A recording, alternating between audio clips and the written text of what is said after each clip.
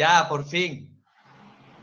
Empezamos con mucho retraso porque aquí en la zona de las colinas se ha ido la luz y esto ha sido un desorden. Y el que más ha tardado en conectarse ha sido el padrecito.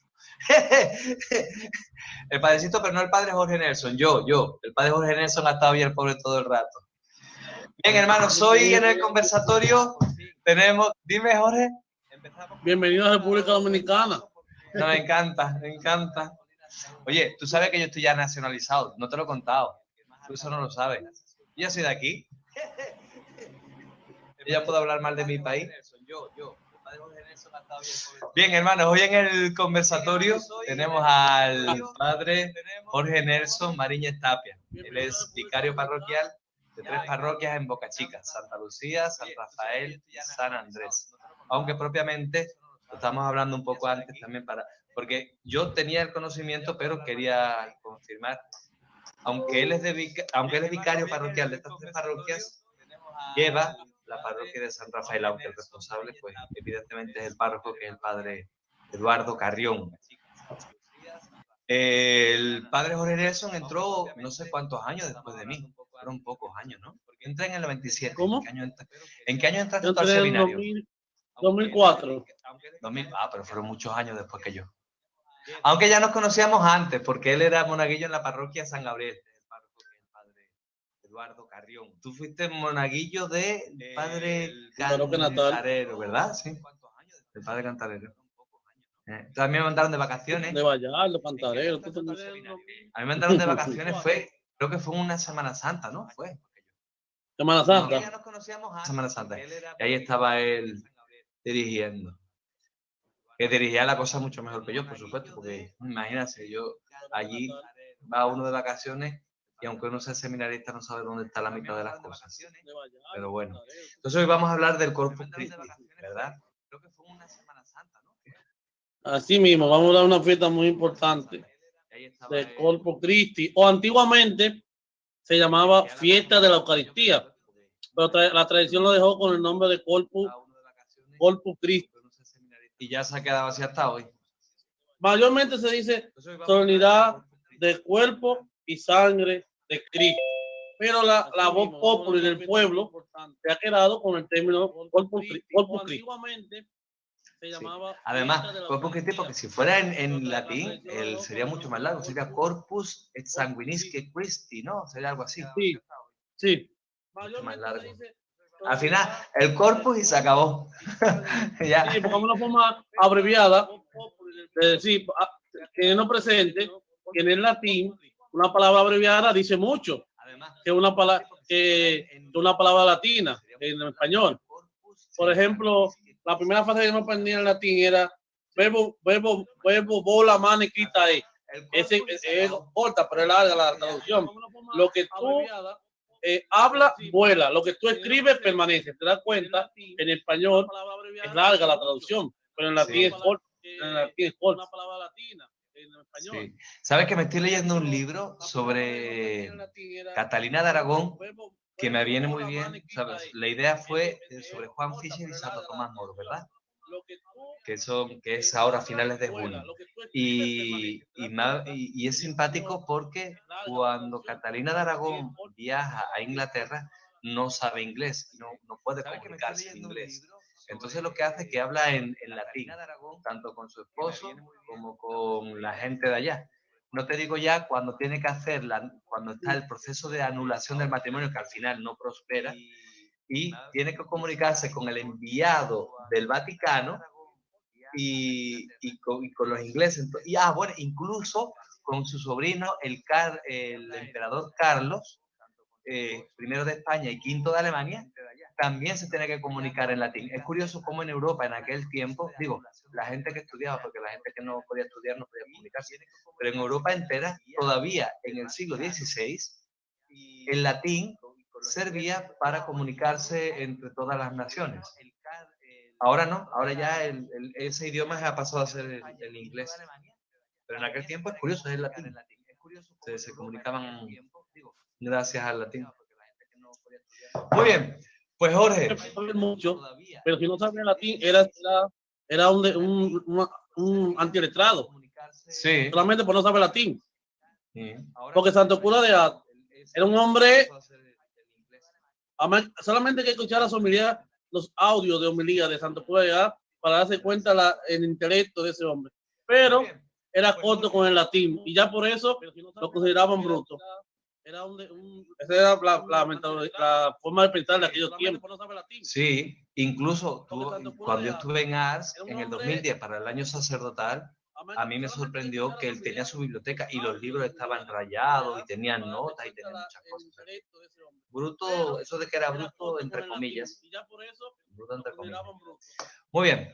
Pues Jorge, yo ahora voy a poner el micrófono mío en silencio y de vez en cuando pues haré alguna aportación, ¿verdad? Y te dejo todo el protagonismo no, tampoco así. Pero una pregunta, así hablando de confianza. Está en Facebook, porque yo tengo mucha gente aquí escribiéndome que dónde está la charla, que la quieren ver. Ah, pues sí, por el mismo WhatsApp te voy a mandar yo el link del Facebook, ¿verdad? Y tú lo puedes reenviar, no hay ningún problema. Fantástico. Sí. Miren, sí, para empezar. En el chat de esta página también el compañero, el hermano Iván lo puso ahí el link del Facebook. Ah, también. Lo puedes buscar en el chat si tú quieres. Por el mismo WhatsApp te voy a mandar yo en el Facebook, ¿verdad? Mira, no te preocupes, yo te lo voy a mandar por WhatsApp ahora mismo que lo tengo aquí a mano. Pero mientras tanto, vamos hablando. Corpus Christi es una de las fiestas extendidas. Le explico.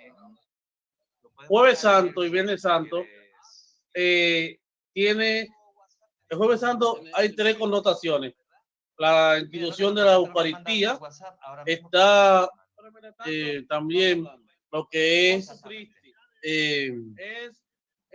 la institución sacerdotal y la última cena. Pero la iglesia, por ser tres fiestas que celebramos el Jueves Santo, usa otro día y prolonga esa fiesta. Está también lo que es la semana pasada se prolongó Jesucristo sumo y eterno sacerdote. El próximo jueves se extiende la Eucaristía de Corpus Christi, recordando el Jueves Santo, la cena, la última cena del Señor, este misterio de la Eucaristía, Jesucristo hecho carne. Entonces, el Viernes Santo se alarga al 15 de septiembre, que es el día de la exaltación de la Santísima Cruz. Son de esas fiestas que se alargan. La importancia que tiene la iglesia vuelve como a recordar algo muy importante y como para no olvidar ese misterio, ese acontecimiento. La iglesia, después de Pentecostés, tiene algunas fiestas que son al 15 de septiembre, que es el día de la exaltación de la Santísima Cruz. Son de esas fiestas que se alargan. La importancia que tiene la iglesia vuelve como nosotros cuando hacemos una fiesta y queremos como prolongar, no, vamos a juntar otro día porque hay que celebrar tal cosa, buscamos motivos. Entonces la iglesia también es tan importante y extiende lo que es la celebración de Corpus Christi. Pero muchos pensarán, bueno, Corpus Christi surgió, tiene mucho tiempo. No, Corpus Christi tiene sus orígenes en la Edad Media, como muchas fiestas que tenemos nosotros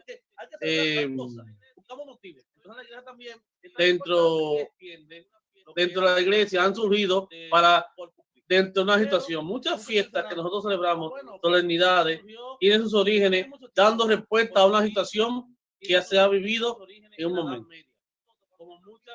Te explico. Que tenemos nosotros.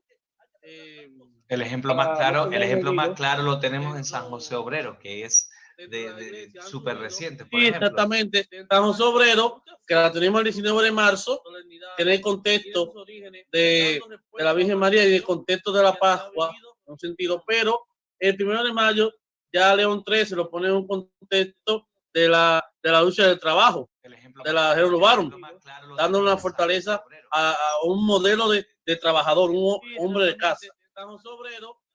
Más o menos por ahí. ¿verdad?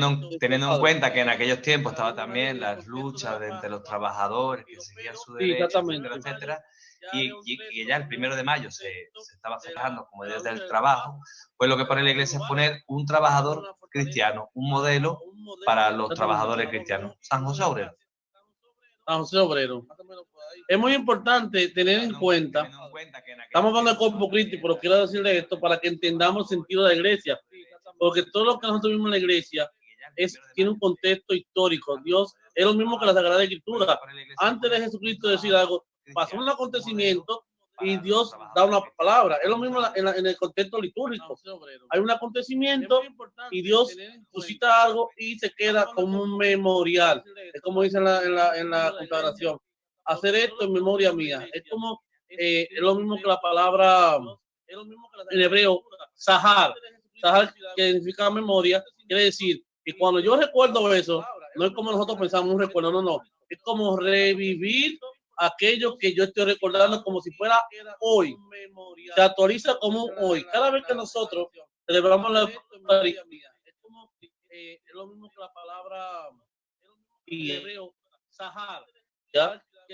Nosotros tenemos misión de nuestro Señor Jesucristo. Un acontecimiento esencial, importante para nuestra salvación. Esta solemnidad que decía de Corpus Christi, en el cual es el tema central de nuestro conversatorio, es muy importante tener en cuenta que ya te lo decía al principio, antes se llamaba en latín Fectorum Eucharistiae, fiesta de la Eucaristía, pero a través del tiempo se quedó con el término Eucaristía. Sí, pero se puso después de la Santísima Trinidad esta fiesta, después de Pentecostés. Antes, el motivo de esto, antes tenía una fecha, según en calendario 448 de Polemio, donde hablaban de que el 24 de marzo era la muerte de Jesucristo, y ahí se metía esa connotación. Antes se celebraba muy poco, pero después la iglesia lo celebra como cuerpo y sangre de Cristo. ¿Qué quiere decir? Que antes se celebraba esa fiesta como la muerte de Cristo, pero la iglesia lo celebra como cuerpo y sangre de Cristo. Es importante saber una cosa, ya lo decía hace poco, es la prolongación del Jueves Santo, la institución de la Eucaristía, el cuerpo y la sangre de Cristo. Me voy a adelantar a decir algo que iba a decir, pero adelante. En el momento donde Dios suscita la adoración de la fiesta de Corpus Christi, también suscita otras devociones, como está el libro de Meditación de Cristo de Tomás de Kempis, y también la devoción a Rezo del Rosario y otras más devociones que son de la piedad popular, que gracias a ello la iglesia está hoy viva, porque en aquellos tiempos nadie entendía el latín, nadie entendía lo que se celebraba en la iglesia, solamente entendían cuando el padre tocaba la campanita, todo el mundo sabía que el padre estaba levantando el cáliz y estaba levantando el cuerpo y la sangre de Cristo. Todo el mundo se miraba hacia la iglesia. Por eso la iglesia antes, ¿qué pasaba? Se ponían en el centro del parque, centro de la ciudad, porque todo el mundo cuando escuchaba la campana dejaba de hacer lo que estaba haciendo y miraba hacia el centro. Te preguntarás, ¿cómo surge esta fiesta? Lo primero es que en aquellos tiempos, estamos hablando del siglo XII, siglo XIII, hubo un hereje que se llamaba Berengario de Tours, que negaba la presencia eucarística. Pero su influencia era minoritaria, pero esa gente que son como minoritarios siempre meten como su veneno y va creciendo y se fue creciendo esta negación de la presencia de Cristo.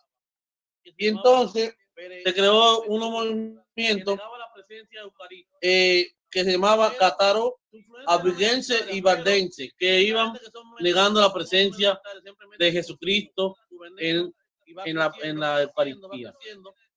Por eso es importante ver una cosa, que surgió este acontecimiento. Surgiendo este acontecimiento, Dios surge a través de una providencia, una santa, que ella se llama Juliana de Monte Cornilo, en Bélgica, que nació en 1193.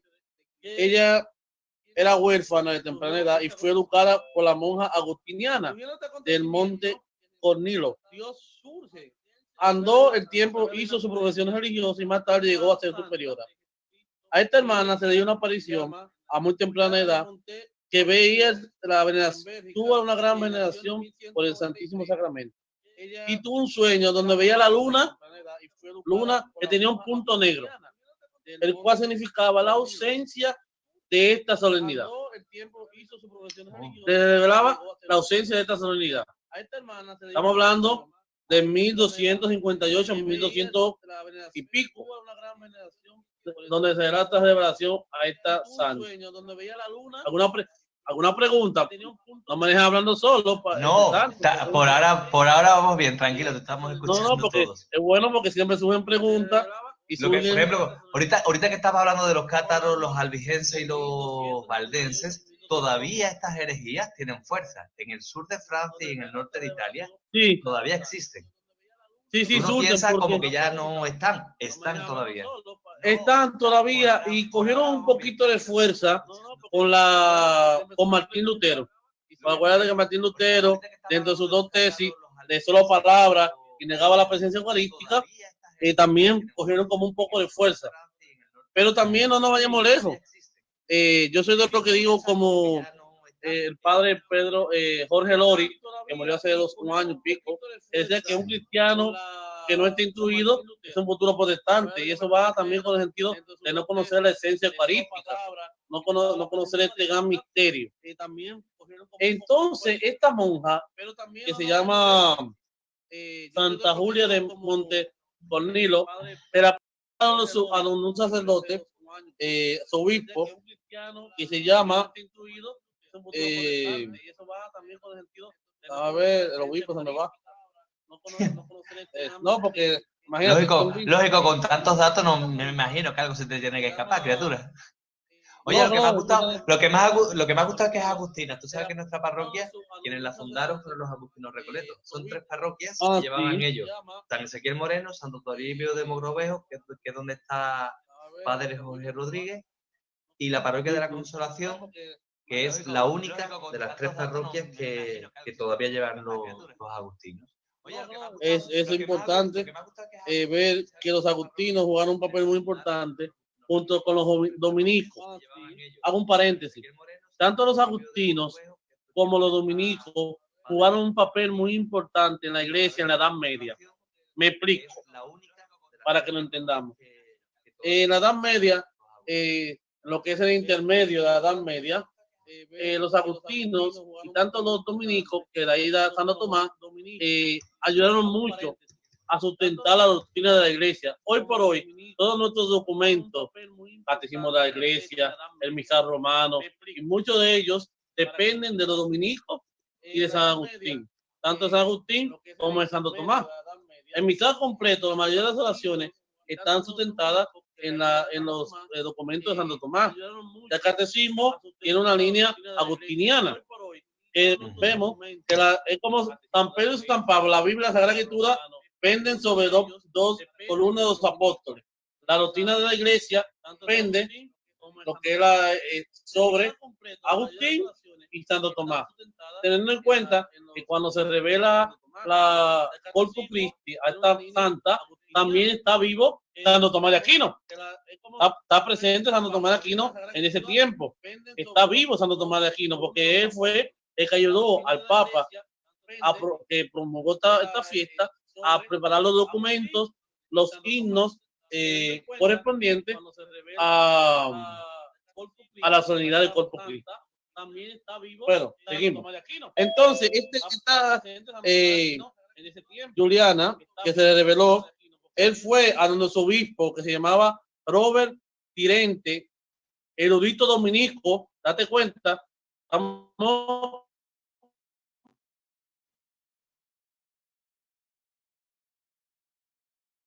una agustiniana y un dominico, la formación dominica y la formación agustiniana, que hoy por hoy, vuelvo y repito una cosa muy importante, nuestros documentos, porque claro está, le digo, vuelvo y repito algo, o no sé si se lo dije, en ese tiempo todavía la iglesia no tiene un cuerpo doctrinal. ¿Cuándo la iglesia comienza a comer un documento doctrinal?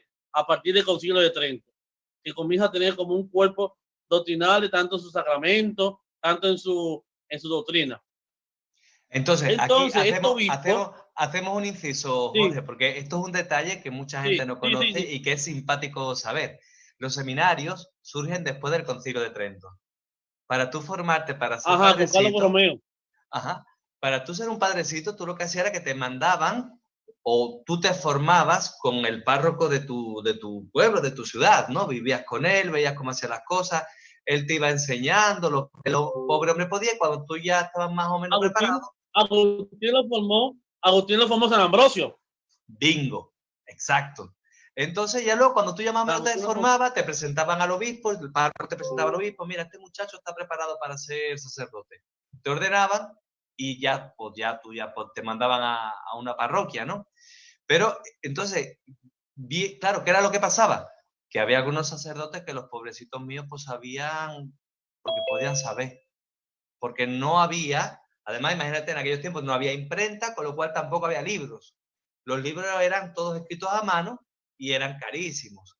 Conclusión final, pues te encontrabas con sacerdotes que los pobrecitos pues decían lo que podían y que había muchas herejías. En la práctica había herejías, claro está. Acuérdate esto que vino a solucionarse luego en el Concilio de Trento, como tú estás explicando.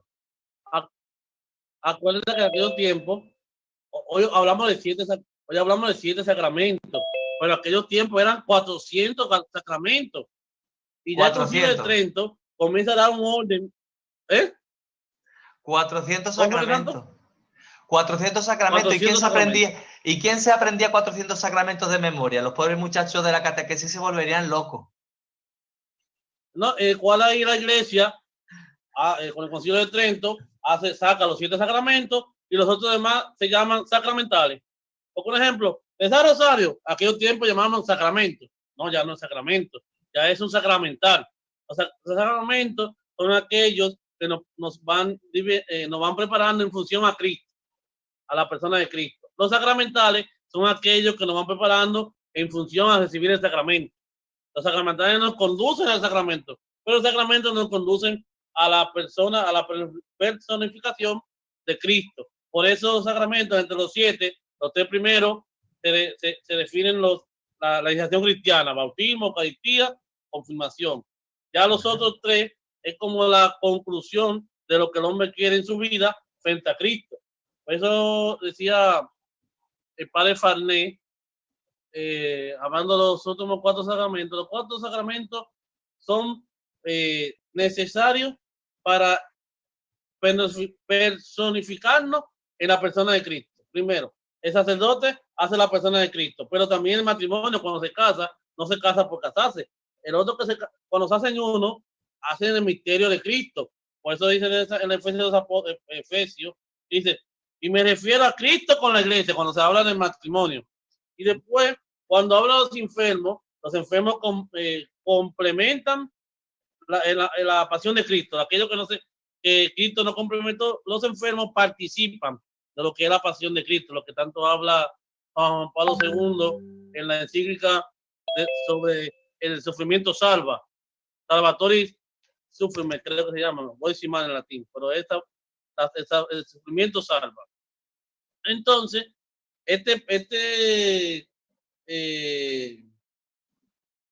dominico, este padre, después se convertirá en cardenal.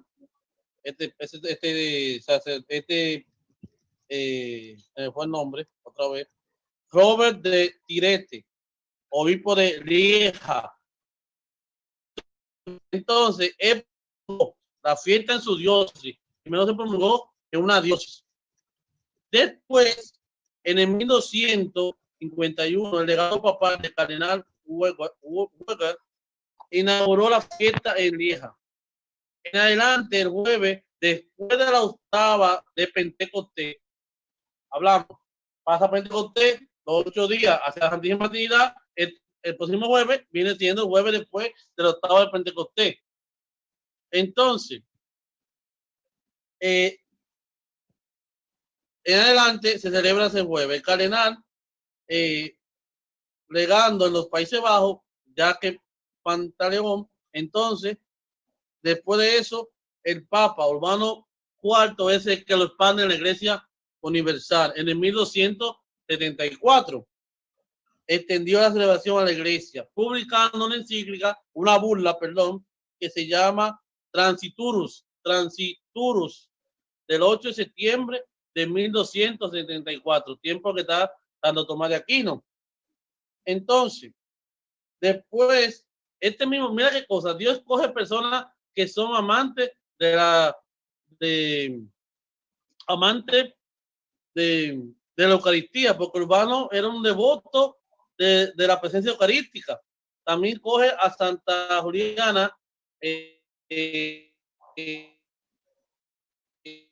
también es una devota de este escenario del Corpus Christi con personas devotas. Es lo mismo que pasa con Pedro y Pablo.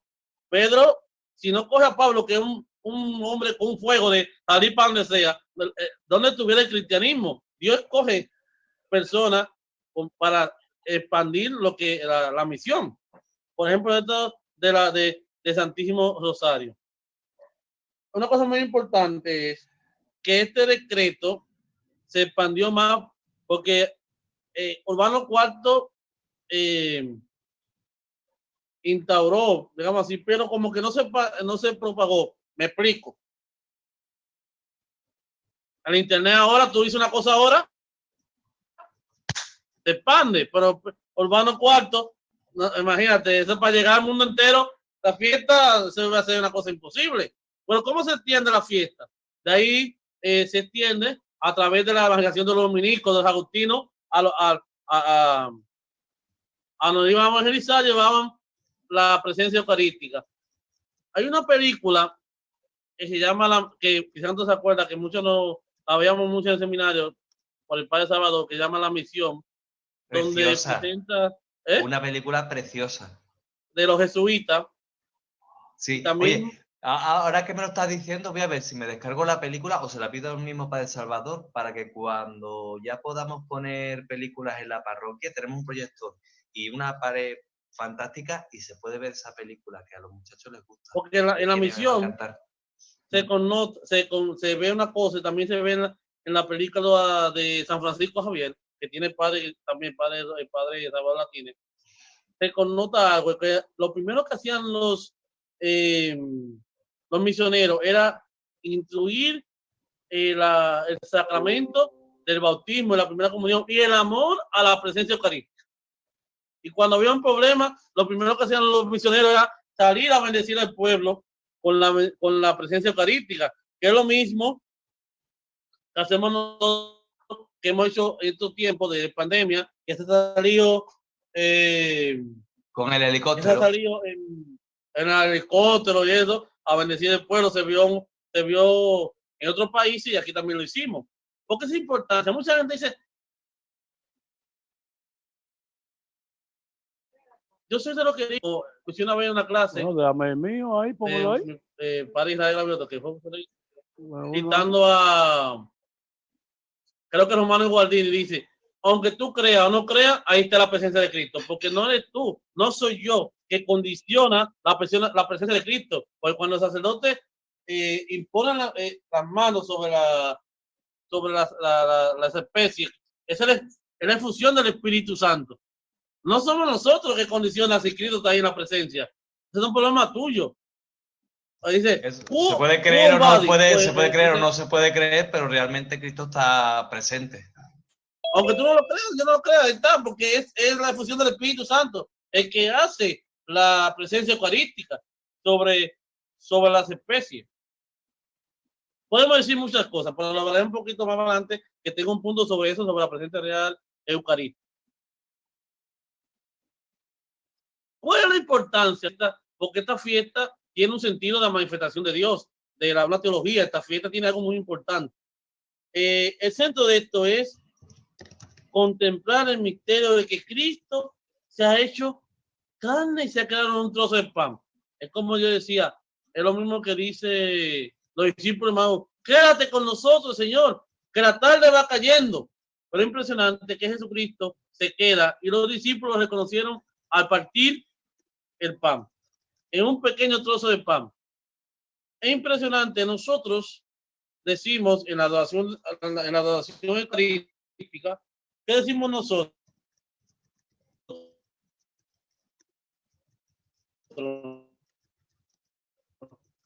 Decimos nosotros, con todo deleite. ¿Qué contiene? De ahí, aquí, mira que tengo el librito aquí, que buscando otro libro, que estaba con el Padre Crisanto, me encontré con otro libro, que es el libro de 15 minutos en compañía de Jesús Sacramentado, que es un libro que habla de Santa Teresa. Óyeme, 15 minutos con el Santísimo y yo cambiaría el mundo, decía Santa Teresa. Nosotros, si nosotros supiéramos la importancia que es la presencia eucarística, dejaríamos de estar guachacheando, chismoseando con otro un problema y me iría a la presencia de Cristo y pondría mi problema. Porque todo lo que casi es Jesucristo, cuando Jesucristo iba a hacer algo, eso se ve perfectamente en el Evangelio de San Lucas, iba a hacer algo, rezaba y después hacía. Iba a coger a los apóstoles, estaba rezando y cogía a los apóstoles. Iba a hacer una cosa, rezaba y hacía. ¿Por qué? ¿Qué quiere decir no es? Que la fuerza, como dice San Juan Pablo II, la fuerza inagotable de todo cristiano es la Eucaristía. Es la presencia eucarística. Es la importancia. Por eso, es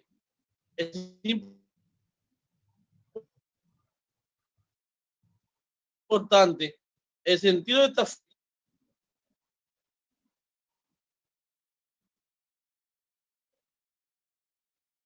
la procesión, el Corpus Christi no tenía procesiones.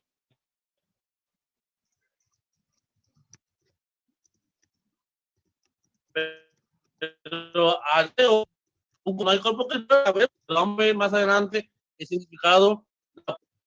Primero quiero hablar un poco, alguna pregunta, porque me siento que estoy hablando solo, pero alguna pregunta para hablar un poco sobre la presencia real eucarística. No, pues vamos bien, tranquilo, Jorge. Mira, la presencia real eucarística de la sangre de Cristo no se puede sentir con los sentidos. Es lo que te decía hace poco. Si tú lo crees o no lo crees, son problemas tuyos. Ahí está Cristo presente. Ahí está Cristo presente. Es una cosa de fe, es una cosa de sentido ni de razón. Es una cosa de fe. Lo que tú creas que Cristo está ahí presente en la Eucaristía. Bien lo dice el Catecismo de la Iglesia Católica en el 1381. La presencia real y sustancial de Cristo en la Eucaristía supone conversión única. Tal conversión tiene su fundamento en la palabra del Señor: tomad y comed, esto es mi cuerpo, beber todo de él, porque este es mi sangre, la nueva alianza. Y dice una cosa muy impresionante y que decía al principio de la conversación, que dice, hacer esto en memoria mía. Es una lamentablemente, y yo le decía cuando se llevaba la Eucaristía en San Andrés de Boca Chica el domingo, lamentablemente para hablar de la Santísima Trinidad, haciendo un paréntesis para explicar algo, para hablar de la Santísima Trinidad hay una cosa que dice Santo Tomás que es muy cierta. No podemos hablar de la Santísima Trinidad en todos los años, en todas las épocas igual, porque cada época cambia el lenguaje. Por ejemplo, nosotros hablamos de 3 personas, una misma naturaleza. Pero imagínate, en este tiempo no se puede decir, no, para entender la Santísima Trinidad, no podemos hablar de personas, porque si vamos al vocabulario real académico, ¿qué dice? Persona es aquello individual que se defiende por sí sola, autosuficiente. La palabra persona en aquellos tiempos de Santo Tomás, ¿qué significaba? Una persona que se relaciona con el otro en función al otro. Es cosa muy ambivalente. Son cosas muy distintas. Entonces, nosotros decimos en la Eucaristía, hacer esto en memoria mía. En memoria mía, ahora mismo, en memoria, si preguntamos a una persona, ¿qué memoria? Bueno, recordame algo que pasó. O vamos, no nos vayamos más lejos, el famoso TBT que están poniendo en WhatsApp, para ninguna foto vieja, un recuerdo. No, pero la palabra memoria en hebreo, creo que la mencioné ahorita, que es sahal. La palabra sahal en hebreo cuando tú haces una cosa, es recordar esto como si fuera hoy. Es lo mismo que vemos en Deuteronomio, tengo una Biblia más, Deuteronomio 6, si no me equivoco, el Shema hebreo, donde dice, yo era un arameo errante, pero es recordando ese momento. Yo salí como un arameo, aunque fue mi abuelo, pero yo soy un arameo errante hoy. Por eso, bueno, perdóname la frescura. Si algún día usted tiene la posibilidad de viajar a Israel, le invito a que conozca un museo que se llama el Museo del Holocausto. Ese museo, ahí es que se nota perfectamente la terminología sahal. El pueblo de Israel plasmó de una manera tan fuerte lo que pasó en el holocausto de Múnich. Ellos lo plasmaron igualito en ese museo, porque para ellos es muy importante no olvidar lo que pasó anteriormente. El que entre a ese museo, que es el Museo del Holocausto, no hay un hombre que no llore, que entre a ese museo y no sale llorando, porque tú ves el sufrimiento, es como revivir, porque para el pueblo de Israel, cuando tú le hablas de memoria, cuando ellos recuerdan, es como recordar como si estuviera pasando ahora mismo. Por eso, cuando Jesucristo hizo el término, hacer esto en memoria mía, cada vez que el sacerdote hace la consagración sobre el altar, sobre la especie del pan y el vino, está haciendo en ese momento la presencia de la muerte y resurrección de nuestro Señor Jesucristo. Por eso dice San Pablo en la lectura de la Vigilia Pascual, dice una cosa, si con él morimos, con él vivimos. Si él murió, estamos muertos. Si él vivió, estamos vivos. Si Cristo resucitó, él resucitó. Yo me sorprendo, mucha gente, ay, la pago como que me pasó por encima. Ay, gracias a Dios, porque que la resurrección no depende de ti. La resurrección es de Cristo. Si Cristo resucitó, está resucitado. No depende ni de nuestro carácter, ni de nuestro genio, ni de nuestro temperamento. No. La resurrección es propia de Cristo. Yo participo a la resurrección de Cristo. Por eso, hablando de la presencia real, es muy importante la presencia de Cristo en el Santísimo Sacramento. Por eso, sustancialmente, el cuerpo y la sangre de Cristo, con el alma y la divinidad de nuestro Señor Jesucristo, Dios verdadero, hombre perfecto, que nació de la Virgen María. Esta presencia se denomina real, no es un título exclusivo, como si la otra presencia no fuese real, no, sino por excelencia, porque es sustancial. Y por ella Cristo, Dios hombre, se hace totalmente presente. Por eso cuando el sacerdote consagra el pan, se convierte en el cuerpo de Cristo. Automáticamente hace la consagración de la especie del pan. Y ya está consagrado. Ya no es pan, es el cuerpo de Cristo. Es la presencia real de Cristo mismo. Bien, podemos hablar muchas cosas de la presencia real, porque es un tema muy largo, la presencia real de la Eucaristía, porque recordándole que Santo Tomás, cuando hace su 95 tesis, entra en duda con una de sus dos tesis, duda de la presencia real. Yo digo una cosa, yo soy como dice Benedicto XVI, si San Martín Lutero, digo así, pues reprendiendo más a Benedicto, si Martín no se ve de la iglesia, había sido santo, ¿ustedes sabían? ¿Por qué? Porque gracias a las 95 tesis de Lutero, hoy por hoy la iglesia tiene un cuerpo doctrinal, tiene una esencia de doctrina, porque en aquellos tiempos se estaban metiendo muchas cosas que no eran doctrinales de la iglesia. Y Lutero, gracias a las 95 tesis, hoy por hoy la iglesia tiene un cuerpo doctrinal. De cada sacramento tiene una esencia. Por ejemplo, la Eucaristía tiene su esencia perfectamente en la Sagrada Escritura. Tanto en el Antiguo Testamento, que hay una prefiguración, como hay en el Nuevo Testamento. Pero antes no se veía, pero ahora se ve porque por las 95 tesis. Pero bueno, no estamos hablando de Martín Lutero. Nos metimos por el tema de Martín Lutero por la presencia real. Vamos a hablar de un tema. Sabes que incluso cuando con muchas de las ideas de Martín Lutero todavía siguen hoy en día y de alguna manera potenciadas por una mala interpretación del Concilio Vaticano II. Me explico. Me estoy leyendo un libro de Monseñor Munilla, un obispo, que la semana pasada lo enseñé así y todo, porque me está ayudando muchísimo y me está aclarando muchas cosas. Y dice este Monseñor Munilla un dato interesante que para nosotros muchas veces que es casi una herejía. Nosotros decimos con mucha facilidad que Dios está en todas partes y que Cristo resucitado nos acompaña, lo cual es cierto. Pero no es lo mismo rezar en tu habitación que rezar delante del Santísimo. No. Es verdad que Cristo resucitado te acompaña y está a tu lado, y es verdad, pero cuando estás delante del Santísimo, estás delante del cuerpo de Cristo. Son cosas distintas. Eso es cierto. Eso es cierto. Mira, tú me recordaste algo, no me acuerdo si es Santa Teresa de Ávila, creo que lo dice. Una santa de los tiempos de la Edad Media. Y no creo que lo mencioné ahorita. Ella, cuando tenía un problema, Santa Teresa, ella recogía al Santísimo. Y había momentos, eso se nota en una película que hay por ahí de Santa Teresa antigua, que ella iba a fundar un convento y ella estaba preocupada porque tenía días que no veía a Jesucristo. Y no me acuerdo, creo que fue Santa Teresa, me puedo equivocar, pero le voy a dar idea. Santa Teresa le dijo a una de sus hijas, madre, pero aquí está Jesucristo, Santa Teresa. Esa es la presencia de Dios como omnipotente, pero Jesucristo está presente en la Eucaristía. Es verdad que lo puedo ver aquí, pero tengo que verlo en persona. Es un encuentro de tú a tú entre el amado y la amada.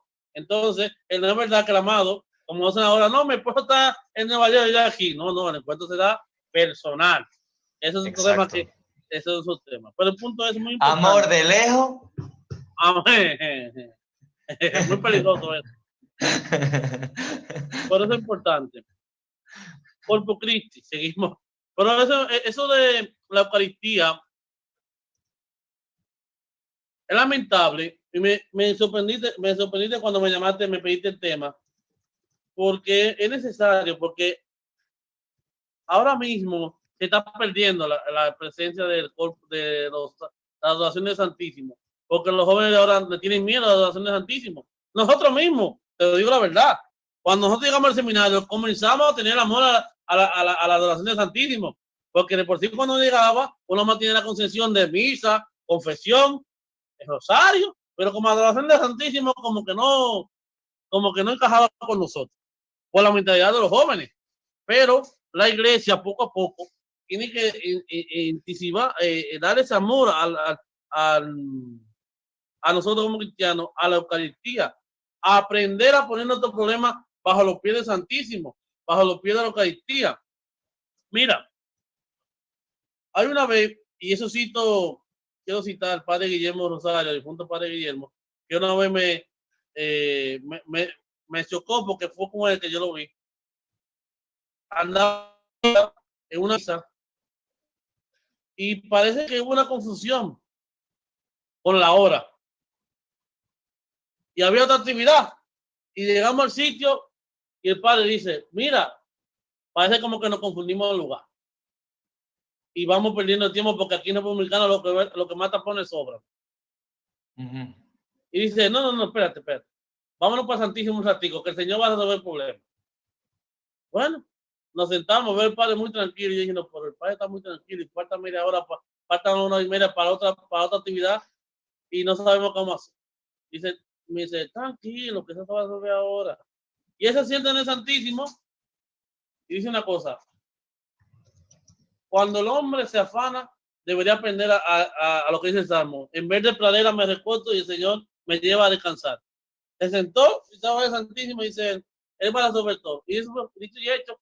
Llegaron las personas a la misa. Ay, padre, perdóname que estamos atrasados. La misa fue ahora, pero hubo un inconveniente. Se hizo la misa y la otra actividad se prolongó 1 hora más, pero no por falta nuestra, sino por falta de la gente.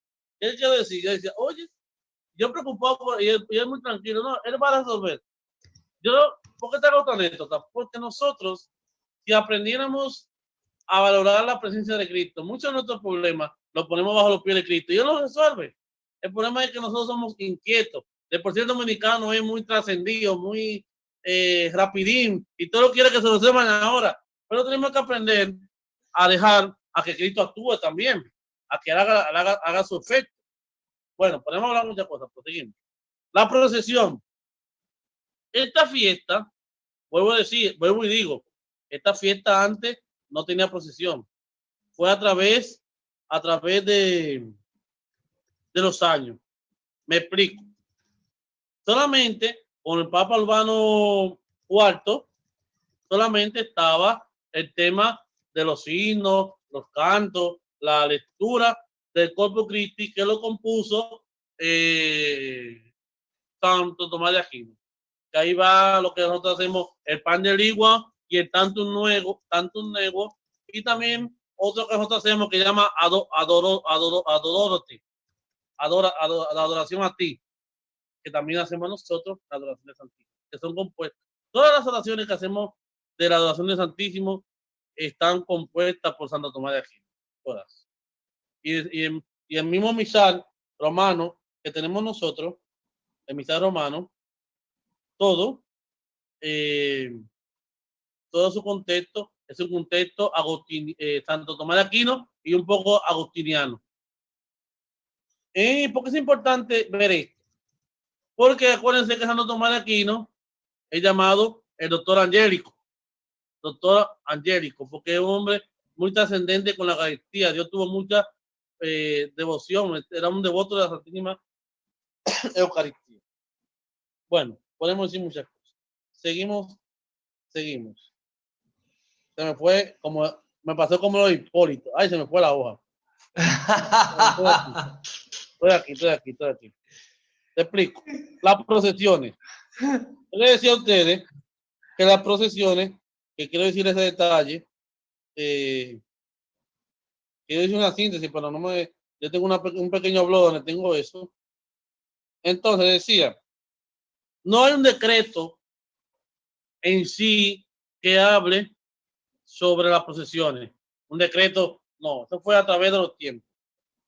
Entonces, ya el Papa Martín V y Eugenio IV le dan una indulgencia a estas procesiones. Según el ritual de la Sagrada Comunión, el pueblo cristiano, hay una diferencia ahora a las procesiones antiguas. La procesión tenía que hacerse saliendo de la Eucaristía, porque era la presencia real del momento de la Eucaristía. Cosa que ahora hacemos es primero la procesión y después la Eucaristía. Antes no, era primero la Eucaristía y después la procesión con la misma presencia de Cristo de esa Eucaristía, presencia real. Y se cantaba canto. De ahí viene el canto que nosotros cantamos en la Eucaristía. Bendito, bendito, bendito sea. Bueno, este canto, yo no soy muy cantor, pero vamos. Sí. Ahí va. Entonces, la procesión se hacía, era prolongada. Pero preguntaban a ustedes, ¿cuál es el sentido de la procesión? Nosotros, las procesiones nos recuerda a nosotros que somos peregrinos. Porque nosotros vivimos tan afanados en la vida que nos olvida que no somos de aquí, que estamos de visita. Y creemos que somos dueños de la casa y no somos dueños de la casa. Esto es de Dios. Nosotros estamos de paso, somos peregrinos. Por eso, las procesiones, el primer punto de las procesiones es recordarnos que nosotros estamos de paso. Las procesiones, recordarnos que estamos de paso. Ya en el siglo XIII, siglo XV, se entran las procesiones. Entonces, las procesiones nos tienen que recordar a nosotros una cosa. Primero, descubrir que somos peregrinos. Porque nosotros se nos olvida, nosotros vivimos muy chambados. En el sentido de que, óyeme, ¿cómo hay gente que nos invita para un sitio y estamos tan cómodos? Y papá dice, pero vamos, mi hijo, que tu casa no es aquí, es para allá tu casa. Eso pasa con las procesiones. Nos tienen que recordar a nosotros que no somos de este mundo. Es lo primerito, recordarnos que nosotros no somos de aquí, que estamos de visita, que somos peregrinos. Después, también, tienen que recordarnos que somos pecadores. Por eso, aparte de la procesión de Corpus Christi, cualquier procesión cuando tú la haces y vas a la misa, no puede ser acto penitencial, porque la procesión es como recordar que somos errantes, recordar nuestros pecados, y Cristo lo usa como un tipo de acto penitencia. Es lo mismo que pasaba con el pueblo judío, que eso se ve en los salmos, cuando iban los salmos de subida hacia Jerusalén, los salmos penitenciales. Entonces, en la procesión del Corpus Christi era una acto de penitencial. Que por cierto, Jorge, ahora que estás hablando de los salmos de las subidas, cuando uno está con la palabra de Dios, uno piensa que los salmos de la subida es una subida, una cuesta. Sí. Pero la sorpresa es cuando llegas a Jerusalén y la cuesta no es una cuesta, es una cuestecita. No es para tanto. No, es subida, quizás no, porque te hablo porque te acuerdas que yo tuve un tiempo en Israel. Por eso mismo, para que tú mismo nos lo aclares. Cuando tú doblas el cruce entre Mar Muerto y camino Jericó, camino Jerusalén, son cuestas, van subiendo y bajando. Yo me decía, cuando el padre Pino, cuando íbamos a Jericó, decía, ¿y cómo el pueblo de Israel? Imagínate uno en carro, imagínate esa gente en mulo, en burro, cómo ya hacían la subida, porque ahora tú vas y son calles arregladas, pero esa subida, cuando tú entras a Jerusalén, la entrada del punto... ¿dónde está el cementerio? El peaje, digamos. Okay, porque sí. en Israel, cada pueblo tiene un peaje. ¿Por qué? Porque tú puedes estar aquí y a lo ver a la esquina es un barrio musulmán, es un núcleo de apaga y vámonos. Entonces, cuando tú vas subiendo a Jerusalén, tú te encuentras con la entrada y vas a una subida. Y cuando tú vas entrando a Jerusalén y te encuentras con el valle Cedrón, el valle de los muertos, también es una subida y una bajada. Por eso se llaman los salmos de subida. Porque ando a caminar y tú rezas y dices, óyeme, ¿quieres más penitencia cuando llega el templo? No, ya tu penitencia la hiciste desde Galilea a Israel. Imagínate que en carro de Galilea a Jerusalén son 3 horas, 2 horas y media, 3 horas, y depende si no te encuentras un punto. Un punto es como decimos aquí, los policías en el medio. Ajá. Aquí se llama... Un control. Bueno, déjame callado. Allá son puntos en sentido de ver si andan musulmanes. Allá no es como aquí, allá revisan, allá no cogen peaje, que no, mire, comandante, no, ya no cogen eso. Allá usted no anda con su pasaporte y eso, te va preso. Bueno, por el punto es la posesión. El punto de las procesiones, porque nos hemos ido a Israel y ya nos hemos trasladado allí. Estamos hablando de las procesiones. ¿Cómo fue? Sí, por las procesiones. Sí, las procesiones. Y hoy por hoy, esas procesiones en Israel se hacen, las procesiones del Corpus Christi. Preciosísimas. Es una cosa, porque gracias a Dios, hasta el día de hoy, gracias por al patriarcado latino, hay una buena comunión entre el pueblo de Israel y el pueblo cristiano. Y eso Corpus Christi se hace preciosísimo. Y también se hace precioso la Navidad.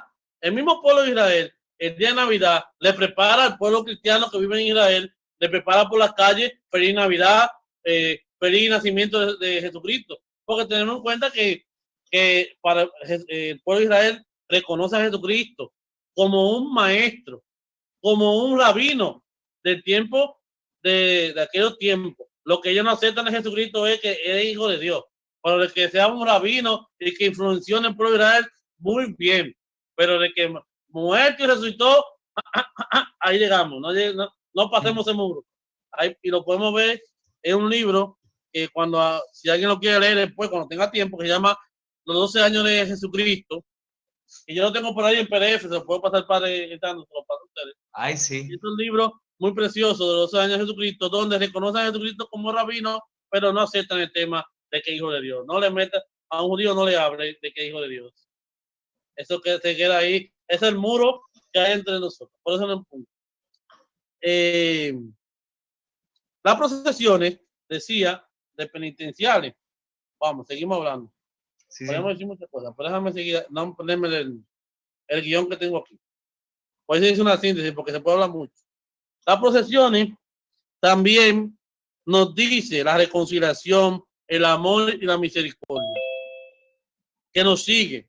Mientras somos peregrinos en esta tierra, que perseguimos aún cuando andamos camino tortuoso.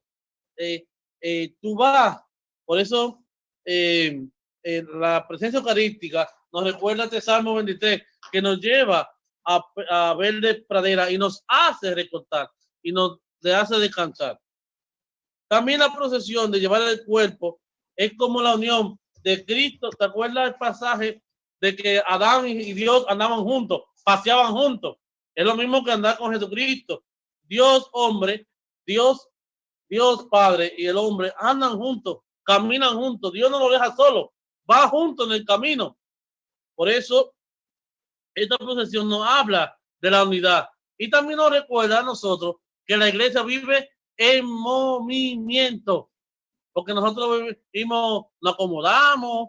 Por eso también nos recuerda que cuando tú tienes un carisma que hay que recibir en la parroquia, yo le decía en Pentecostés a los hermanos de aquí de Boca Chica, óyeme, aprovechemos el Espíritu Santo, y si Dios te hizo a ti hostiario, si Dios te hizo a ti sacristán, Dios te hizo a ti, después que pasó esta cuarentena, pone en movimiento tu carisma, porque nosotros no estamos llamados para estar trancados, sino para estar en movimiento. Incluso la cuarentena ha sido un tiempo fantástico para aprender cosas nuevas o para mejorar lo que ya sabes. Lo primero es, que yo siempre digo una cosa que aprendí de Padre Pino: nunca digas que no sabes, porque cada día te aprende algo nuevo. Yo no sabía que existía el Zoom. Yo me enteré del Zoom fue por el Padre Abraham, que lo encuentro un día hablando con su comunidad de México. Me dice, mira el Zoom. Y yo, y a los días escucho a mi comunidad que me hablan que el Zoom. Yo aprendí el Zoom gracias al COVID-19, porque yo no sabía que hay muchas cosas más. Bueno, seguimos hablando. Las procesiones, decía, una al hombre, a Dios con el hombre. También nos habla de la unidad, pero esta unidad va unido con el cuerpo de Cristo. Aquí no lo dice, pero eso me hace recordar un pasaje que dice, dos pasajes. Te voy a decir un pasaje del Antiguo Testamento y uno del Nuevo Testamento. El primer pasaje del Antiguo Testamento es donde dice a Elías, anda, come, que el camino es largo. No, anda, come, que vas a caminar. A Pedro le dice, anda, come, no digas que es impuro, que el camino es largo. A nosotros como cristianos, la Eucaristía es un alimento para poder caminar en el día a día, en el trabajo que tenemos que hacer. Si tú no comes el alimento, te cansa, te agobia. Por eso es importante celebrar la Eucaristía, comulgar, tener alimento. El alimento del alma es la Eucaristía. De ahí me voy a saltar otro tema, pero bueno, va en el tema, pero no está en el contexto del cuerpo Cristo. Sí. De ahí la iglesia es que se basa de no quemar el cuerpo. Porque tantas veces que nosotros comulgamos, un detalle que muchos no saben todavía, pero lo van a saber ahora. Cada vez que tú comulgas el cuerpo de Cristo, tu cuerpo ya no te pertenece. Ya tu cuerpo le pertenece a Cristo. Cada vez que tú comulgas el cuerpo de Cristo, ya tu cuerpo no es tuyo. Tú piensas que es tuyo, pero ya no es tuyo, porque el cuerpo tuyo va prefigurando la imagen de Cristo. Entonces, por eso, el punto de no cremar el cuerpo, porque Jesucristo, el cuerpo de Cristo, no se cremó. Entonces, de ahí el punto de que cuando nosotros comulgamos, ya se va prefigurando en nosotros el cuerpo de Cristo. Pues es importante el alimento que ayuda al cristiano. También la Eucaristía es impresionante una cosa. Antes las procesiones no se llevaba como ahora con una custodia que nosotros vemos. No, era un copón.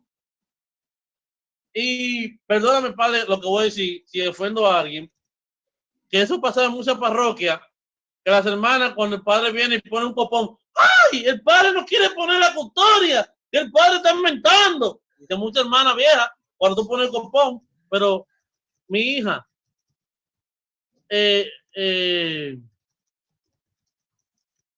principio de la procesión eucarística era en copones, no en custodia.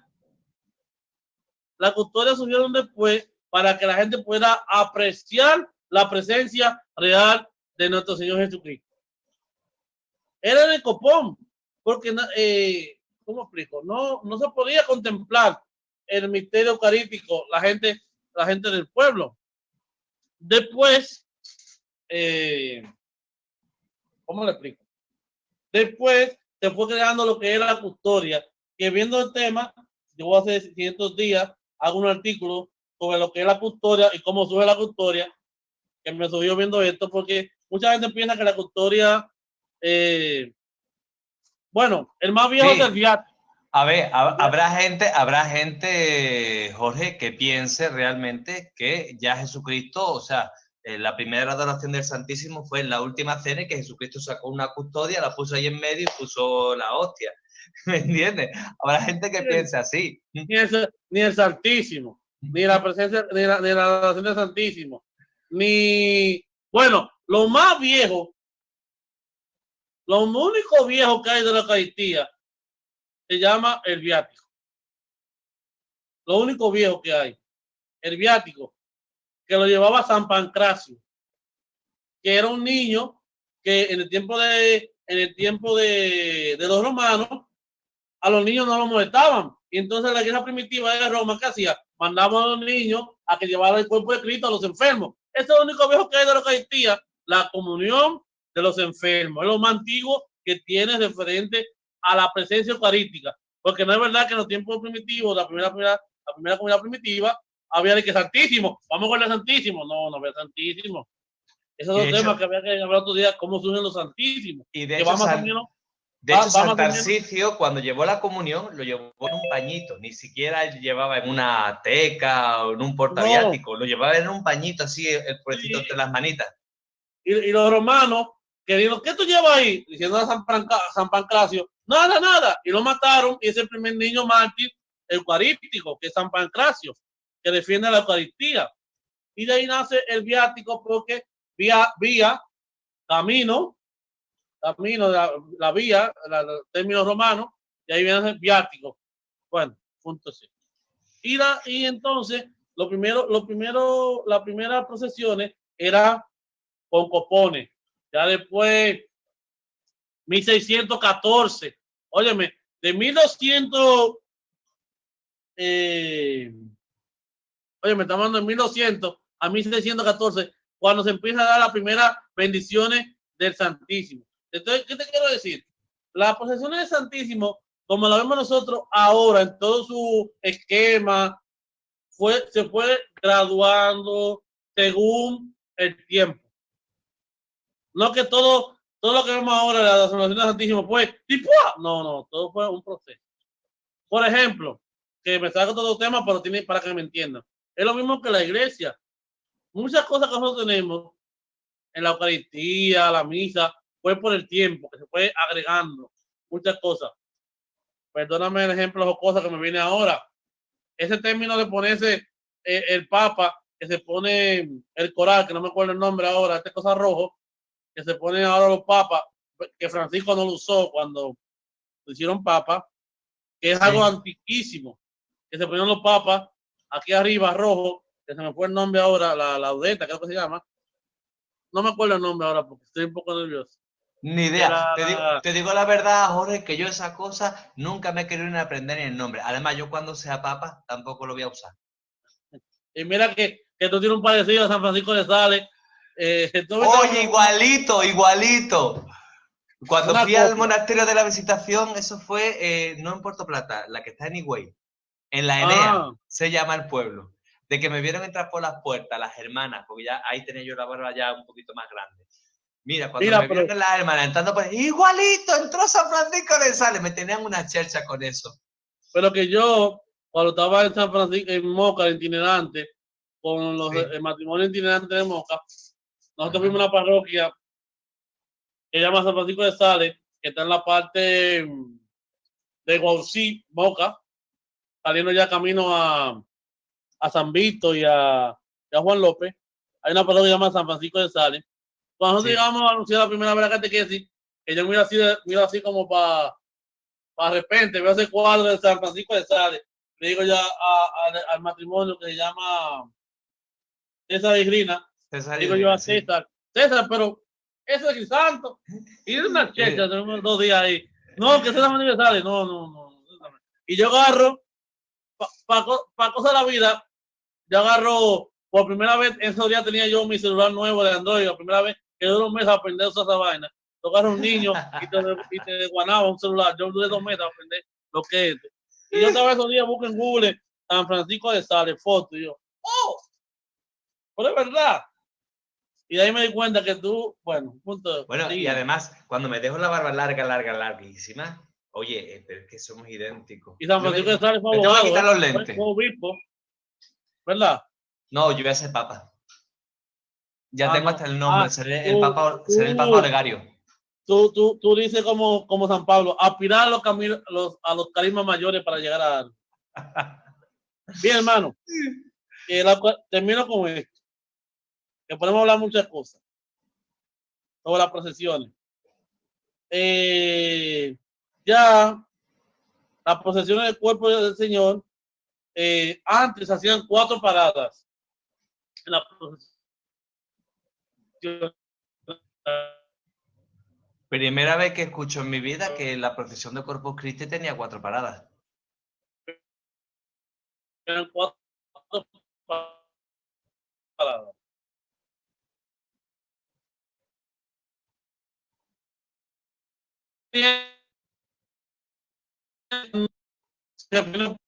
Oeste, pero creo que me acuerdo que ahí nacen, tuve que hay un artículo que yo hice que habla sobre la bendición de los obispos con la mano, que son 1, 2 y 3. Es refiriéndose a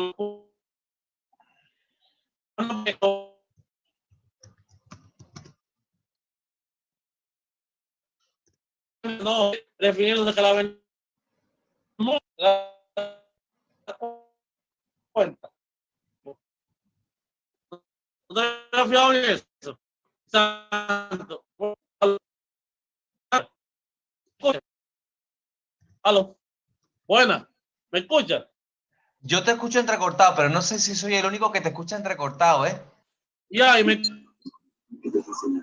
Se pierde un poquito, ¿Escucha? ¿verdad? Sí, se está frizando. Eres tú el que te frizas, porque el resto de los hermanos se están moviendo.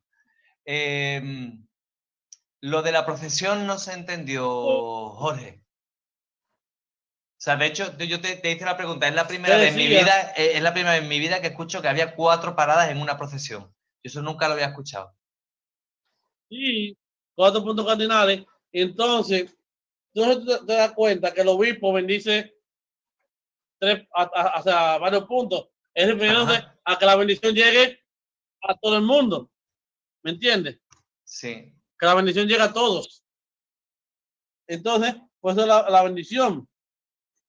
También, teniendo en cuenta, las procesiones mayormente no se daban en las ciudades, se daban en los campos. Más después, a través de los años, se van dando en la poli, en la metrópoli. Primero se fue dando más en los campos la procesión del Corpus Christi. Por eso, ¿qué más podemos decir?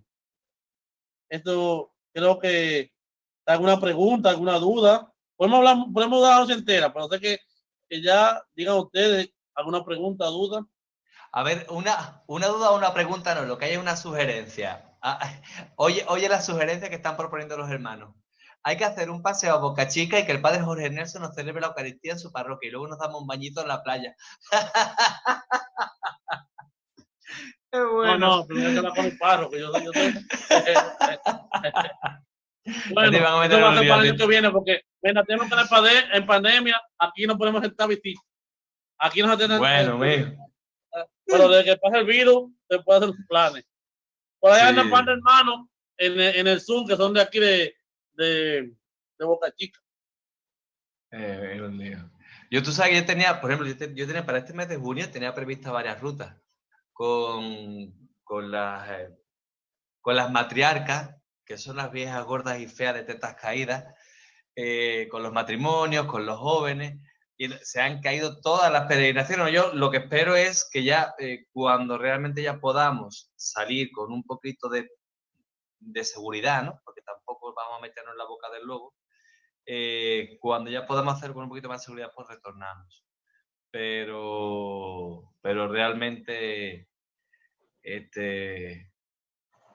va a ser medio complicado que podamos hacerlo en este año. Si se puede hacer, se hace, y si no, pues no pasa nada, tampoco es obligatorio. Pero es simpático, ¿no? Ver cómo... Bueno, repitiendo algo que pregunta, que cómo fue que se promulgó la fiesta. Bueno, yo lo vi al principio, pero lo puedo repetir. Santa Juliana, no me acuerdo el nombre, era más raro. Santa Juliana se le reveló una inspiración de la providencia donde veía la luna negra con un pequeño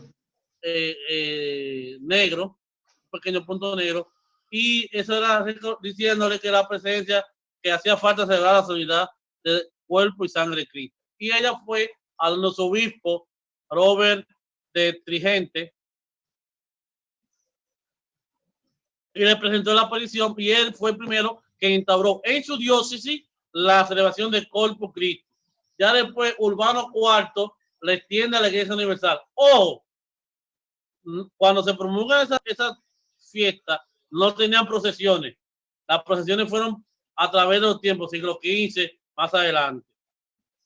Y esas procesiones no es como la misma ahora con una custodia, no. La custodia viene ya 1614 más adelante. ¿Qué quiero decir con eso? Que la fiesta que vemos hoy del Corpus Christi, muchos detalles que tenemos dentro de ella, que fueron adquiriendo a través de los tiempos. No fue de golpe. Fueron adquiriendo a través de las circunstancias y de la historia. El padre me dejó.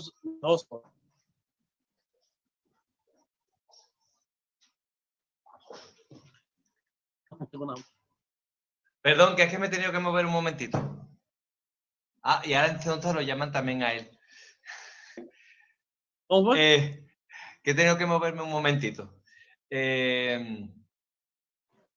¿Sabes que en la parroquia San Ezequiel Moreno, antes el Santísimo estaba en un lateral? O sea, tú entrabas por la parroquia, de frente hay un crucifijo Si no me precioso. equivoco, San Ezequiel Moreno era un devoto de Sagrado Corazón de la Eucaristía, creo, si no me equivoco, Sí.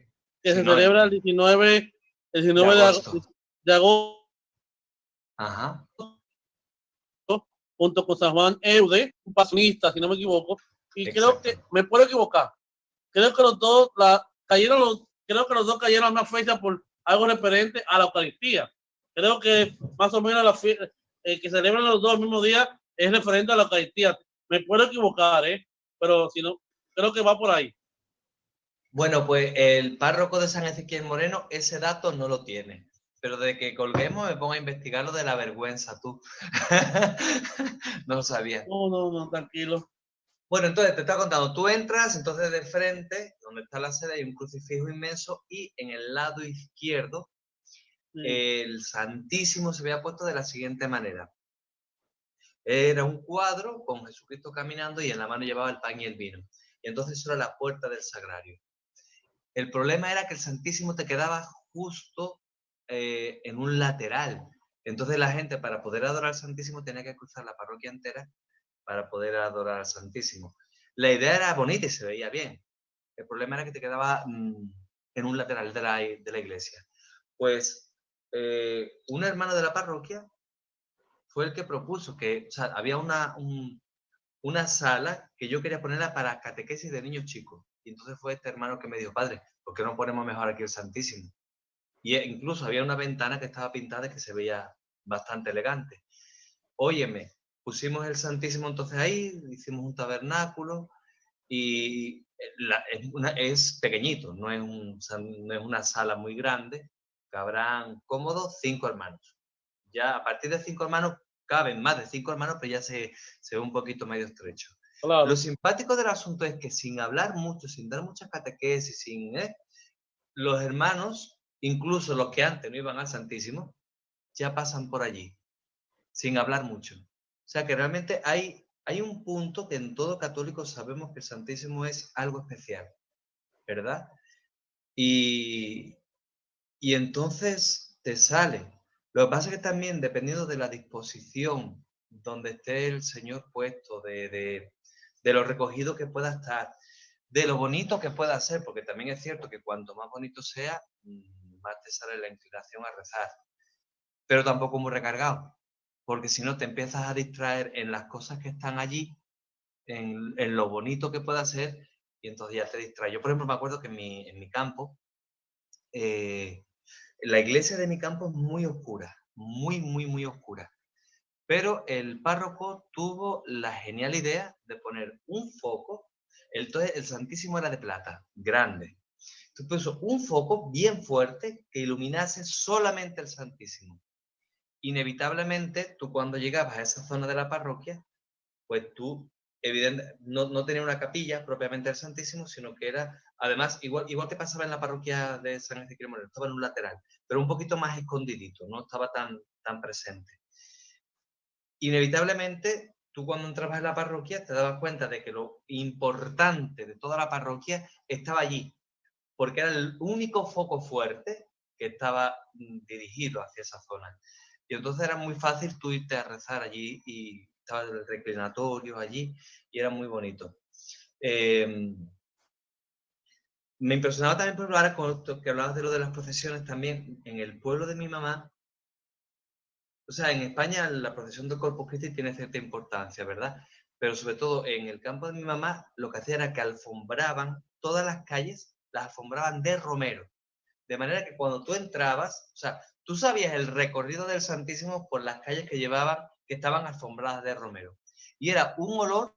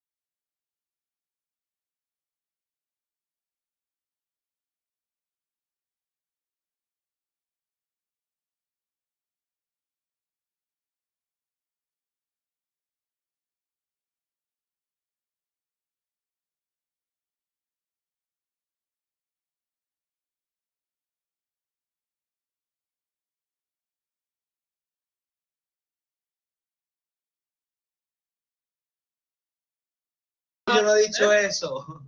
No, es esto.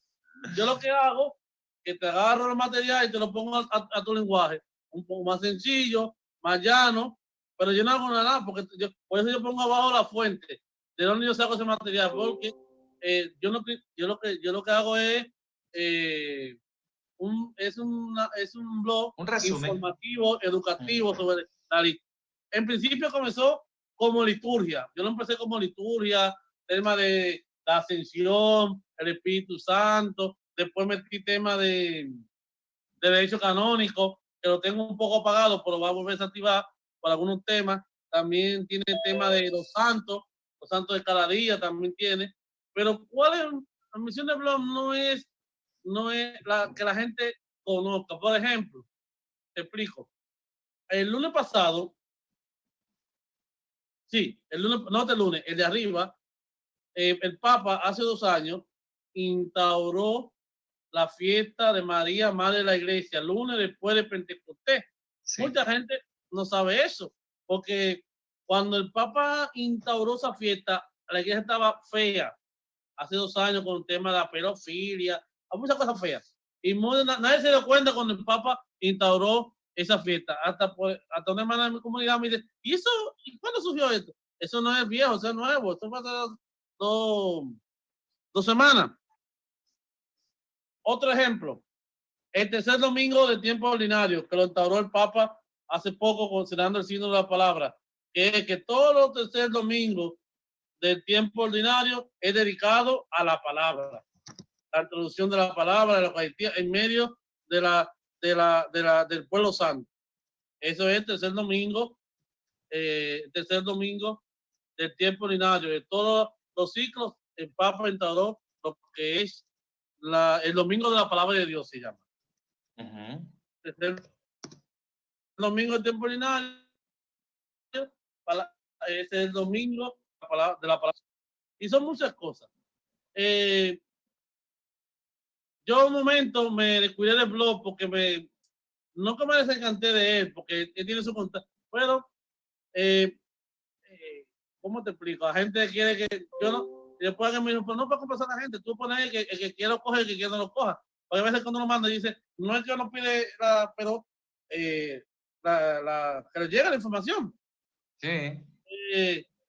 Cuando tú me pediste el tema, yo esta mañana entré a una diligencia a hospital y en lo que esperaba, yo estaba viendo el material y me encontré con otro material de este día donde tiene, no lo toqué mucho porque está en bruto, hay que sentarse a leerlo al paso porque contiene oración de San Juan Pablo II, oración de San Agustín, la adoración de Santísimo, contiene y eso.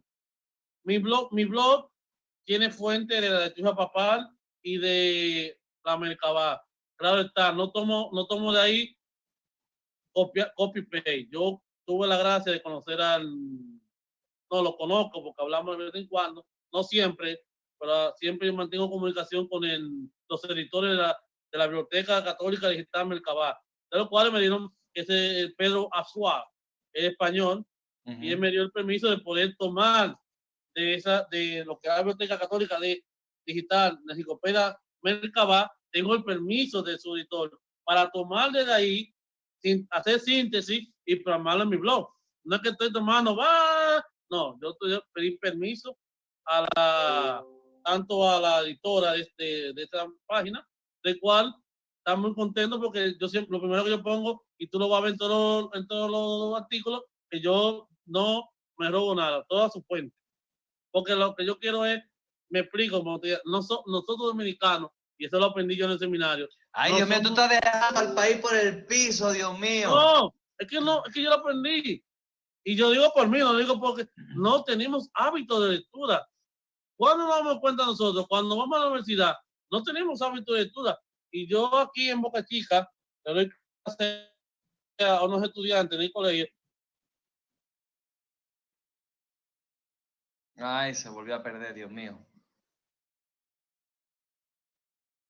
Y yo le encargo de la lectura práctica y le doy el material. Y yo en los falsos y verdaderos le meto gancho como cosa loca. Con una coma, con una palabra mal escrita. Y como quiera ponen falso cuando es verdadero, cuando es falso por una D, una E. ¿Y eso por qué pasa? Porque no leen. No leen. Es un problema que tenemos nosotros. Yo no me saco porque yo lo descubrí cuando entré en el seminario. Nosotros no tenemos hábito de lectura, no tenemos hábito de estudio. Porque nosotros hacemos la cosa para salir de paso. Y eso, bueno, no, pero el punto es eso. No toque esa tecla, Jorge. No toque esa tecla, Jorge, que acuérdate que yo nací fuera. Tenemos que ir terminando porque ya son las 9:30 y ya hay que... No, está bien. Entonces, antes de terminar, dos aportes. Uno, por ejemplo, de Matilde, que además, mi mina, obvio, es arquitecta y claro, el aporte que da va desde su punto de vista. En los museos de la Iglesia Católica las piezas de orfebrería son más hermosas, son las custodias. Yo me acuerdo que las piezas en los museos de la Iglesia Católica que hay en el mundo, las piezas más hermosas, quizás las más hermosas y las más espectaculares son las de la custodia, pero también las coronas de las vírgenes. Yo, por ejemplo, en Sevilla,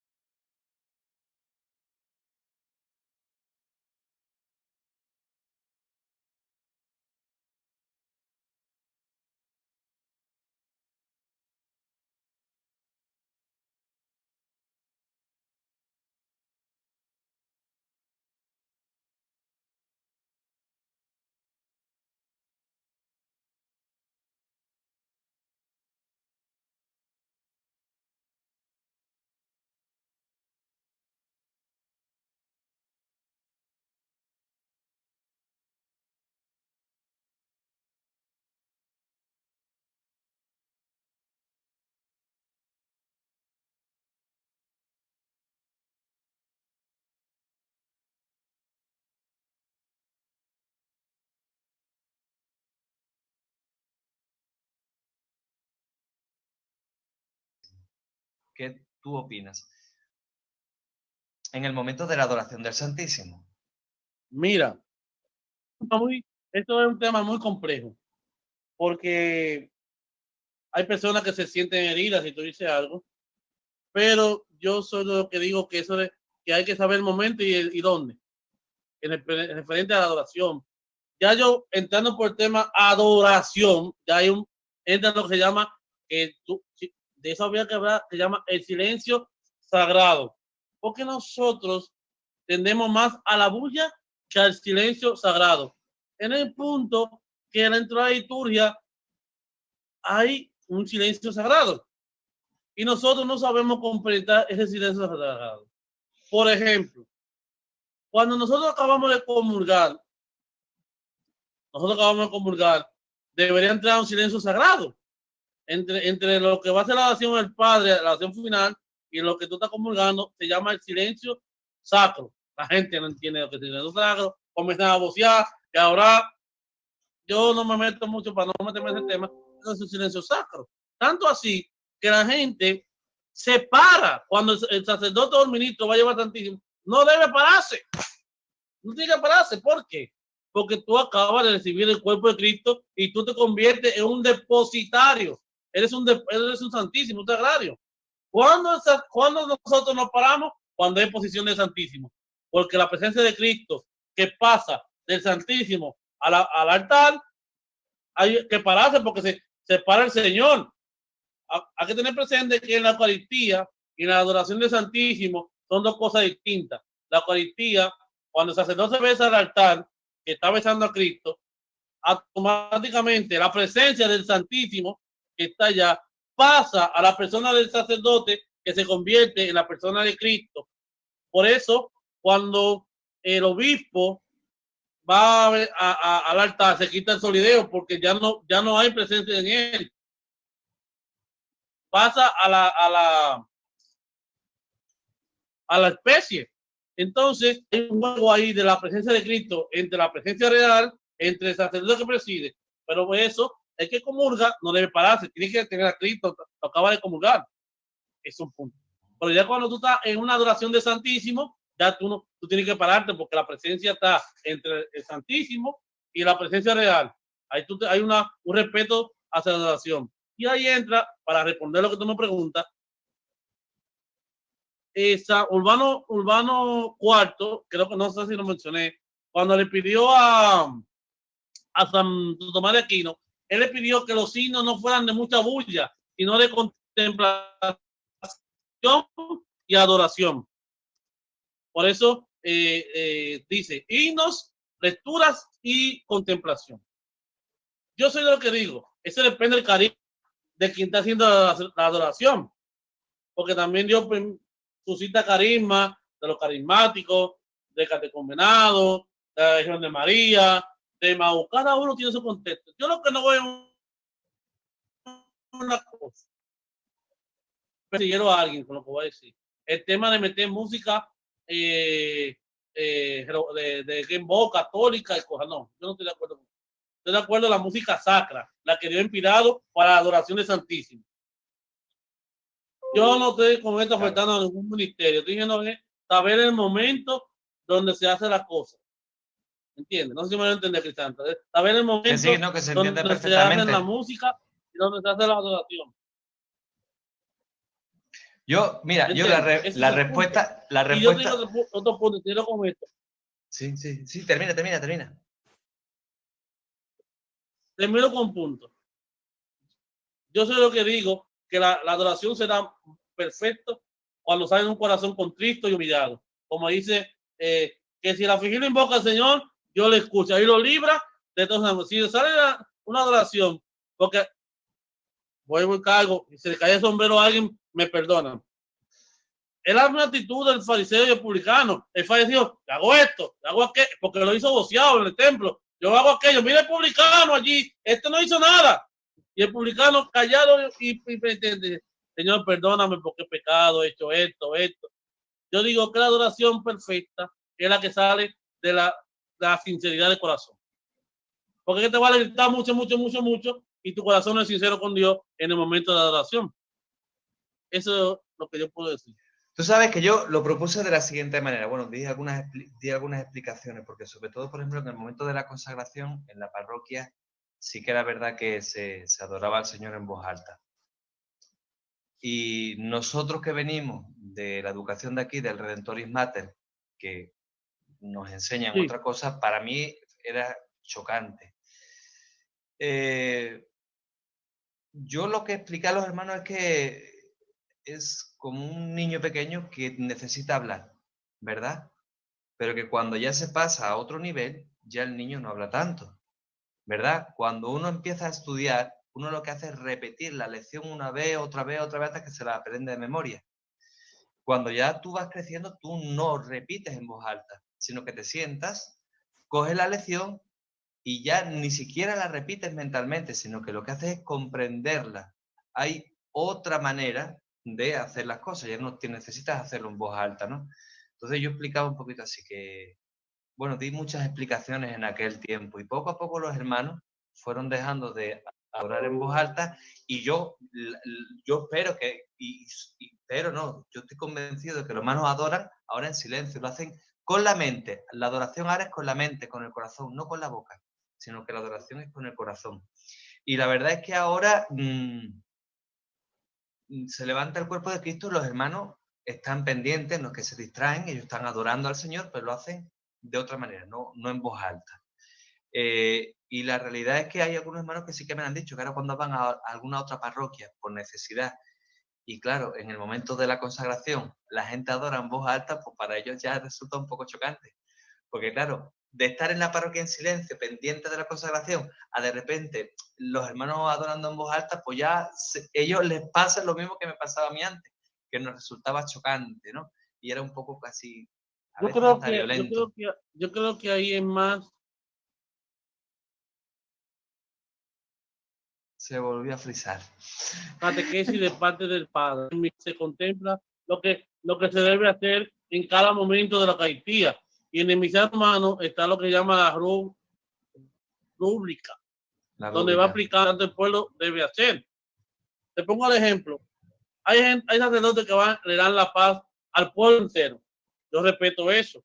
Pero la rúbrica, y hace un año atrás, que es el prefecto del culto divino, recalcó que el sacerdote no puede moverse del altar porque está la presencia de Cristo. Solamente da la paz a los ministros que tiene al lado. Pero cada sacerdote tiene su forma para la paz al pueblo y eso. Pero el misal, la gente no lo sabe porque no, quizás muchos no han visto el misal, pero el misal tiene una rúbrica porque son rojas, donde va explicando lo que el sacerdote debe hacer en el culto divino de la Eucaristía y otros ritos más. Cada libro que la iglesia tiene, bautismo, todos los libros de la iglesia tienen una rúbrica roja. Y me permiten para concluir. Para concluir, y ahora sí vamos a tener que concluir. Mira, ahí. Tiene ahí la rúbrica roja. Una letrica chiquitica roja. Que además es curioso porque, por ejemplo, según la fiesta que sea, tú tienes que tener pendiente, porque la letra roja te va indicando lo que tienes que añadir. Pero hay veces que te vuelves loco porque tú, por ejemplo, cuando usas el canon romano, si no estás pendiente a la letra roja, lo estás haciendo mal, ¿no? El canon romano es esta plegaria eucarística que el Jueves Santo, hace. el Jueves Santo, la iglesia te invita a hacer el canon romano. Que te das el golpe de pecho, que te santiguas, que tienes que hacer una reverencia hacia abajo. Porque el canon romano mantiene algunos signos del misal romano pio-tridentino. Porque en sí, el canon romano, la gente piensa que es el más antiguo porque menciona a los padres romanos. ¿No? El canon romano más viejo es la plegaria 2, es la más antigua de todas y es la más sencilla. Pero eso será tema de otro conversatorio, Jorge. Ya lo sabes. Muy bien, entonces, para terminar, nosotros lo que hacemos normalmente, Jorge, es que rezamos el Padre Nuestro todos con el micrófono. Esto se vuelve un disparate, un gallinero que no te lo puedes ni imaginar. Porque uno empieza más tarde, más temprano, y entonces el Zoom se vuelve loco y va cambiando de pantalla. Pero es bien divertido también porque nos da la posibilidad de hacerlo en comunión o medio comunión, ¿verdad? Entonces lo hacemos así y ya luego, por favor, te voy a pedir que al final del Padre Nuestro des tú la bendición. Ahora sí, hermanos, pongan sus micrófonos que vamos a rezar el Padre Nuestro. Tú verás ahora el desastre que se monta. Es divertidísimo. Muy bien. Pues fieles a la recomendación del Salvador y siguiendo su divina enseñanza, nos atrevemos a decir: Padre nuestro, santificado sea tu nombre.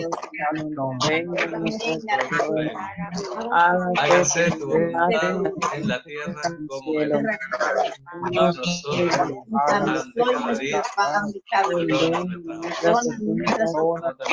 Nosotros, también nosotros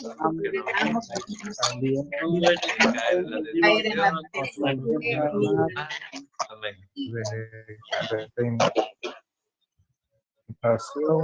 Y líbranos del mal. Amén. Entonces, la bendición, Jorge, por favor. Yo estoy con vosotros. Y con tu espíritu.